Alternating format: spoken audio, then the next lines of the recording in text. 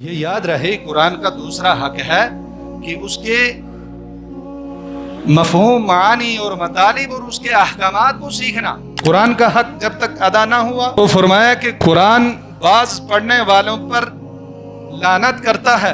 موٹی موٹی نماز چونکہ سیکھی تھی اور اس کی طرف، قرآن کی طرف متوجہ ہی نہیں تھے، زندگی چونکہ ہم نے بڑی مصروف گزاری،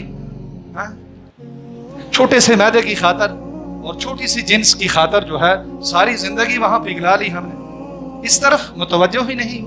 یہ چھوٹی یعنی موٹے قاف کی صفت کو جب ہم نے چھوڑا، چھوٹی کیف پڑھ لی، تو اس کا معنی یہ ہے کہ کھاتو، صیغہ امر ہے چھوٹی کیف کے ساتھ، کھاتو ہے نبی صلی اللہ علیہ وسلم۔ واللہ العظیم کر کے کہتا ہوں میرے دوستو، ان فضائل اور ان مسائل کو سننے کے بعد ایسے ایسے بوڑھے بھی ہم نے دیکھے جو 60 سال کی عمر میں حفظ شروع کرنے والے ہیں اور 70 سال تک زندگی بسر کرتے ہوئے 16 سپارے حفظ کرنے کے بعد دنیا سے چلے گئے۔ علموا اولادکم بالقرآن ومحبتی ومحبت اہل بیت۔ علموا اولادکم بالقرآن، اپنی اولادوں کو قرآن جیسی تعلیمات سے مزین کیجئے اور قرآن کو سکھائیے، اور حضور صلی اللہ علیہ وسلم کی سیرت سے اپنے بچوں کی تعلیم کرنا اور سیرت کو سکھانا، سورت کو سکھانا، یہ ہے محبتی و محبت اہل بیتی،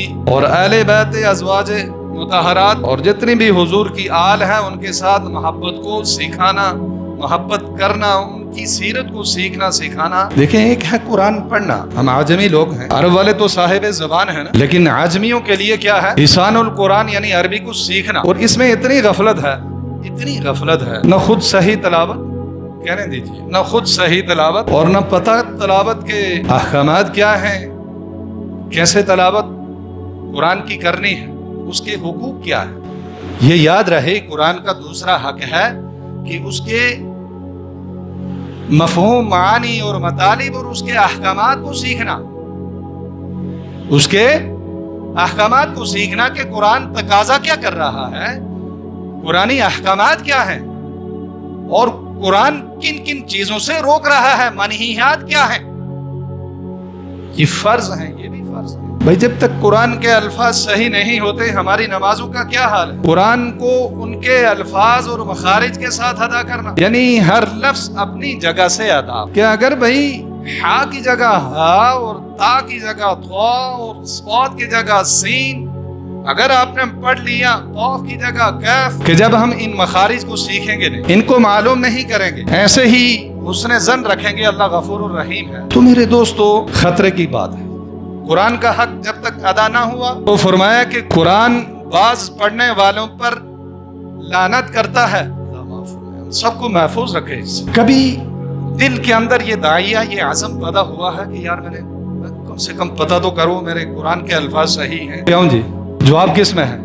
نفی میں ہے یا اس بات میں؟ یہ سارا مجموعہ قل یا ایھا الکافرون، اسی قاف کی صفت کو آپ نے قل یا ایھا الکافرون موٹا نہ کیا، سستی سے پڑھ لیا، پتہ ہی نہیں تھا۔ اس قاف کی صفت کو چھوڑتے ہی اس کا معنی یہ ہے کہ کہہ دیجئے نبی صلی اللہ علیہ وسلم کافر، کہنا، قال یقول قولا کا معنی ہوتا ہے کہنا سمجھتے ہیں بھائی، بات کہی، اس نے اسے کہا، قال یقول موٹے قاف کے ساتھ، لیکن ایک آدمی کو پتہ نہیں، قل یا ایھا الکافرون اس نے پڑھ لی، یہ چھوٹی یعنی موٹے قاف کی صفت کو جب ہم نے چھوڑا، چھوٹی کیف پڑھ لی، تو اس کا معنی یہ ہے کہ کھاتو، صیغہ امر ہے چھوٹی کیف کے ساتھ، کھاتو ہے نبی صلی اللہ علیہ وسلم۔ یعنی یہ میں چھوٹے چھوٹے یہ ٹوٹکے آپ کو اس لیے بتا رہا ہوں کہ ہم ذرا قرآن کا جو یہ پہلا حق ہے اس کی طرف ہم سارے کے سارے متوجہ ہو جائیں میرے دوستوں۔ اسی طرح بہت بڑے علامہ صاحب نماز پڑھا رہے ہیں، اذا جاء نصر اللہ والفتح، ناصر اسقاط کی صفت ہے موٹے حروف میں سے ہے، یہ موٹا گنا، یعنی حروف مستعلیہ میں سے ہے۔ حروف مستعلیہ ان حروف کو کہا جاتا ہے جو موٹے کر کے پڑھے جاتے ہیں بھائی، وہ 8 ہیں۔ اب اسقاط موٹا ہوتا ہے، اس کی صفت ہم نے چھوڑ دی۔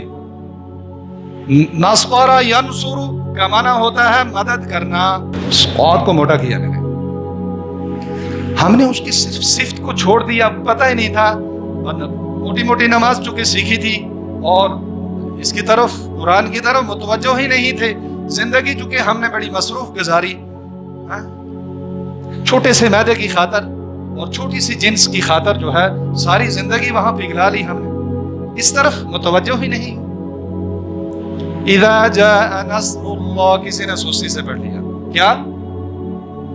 نصر اللہ، نصر سین کی آواز سواد میں دے دی تو معنی فوراً بدل گیا معنی اس کا، اور اس کی صفت سواد کی صفت کو جب ہم نے چھوڑا نصر اللہ تو اس کا معنی یہ بنا کہ جب اللہ تعالی کی طرف سے آئیں گدیں، گد سمجھتے ہیں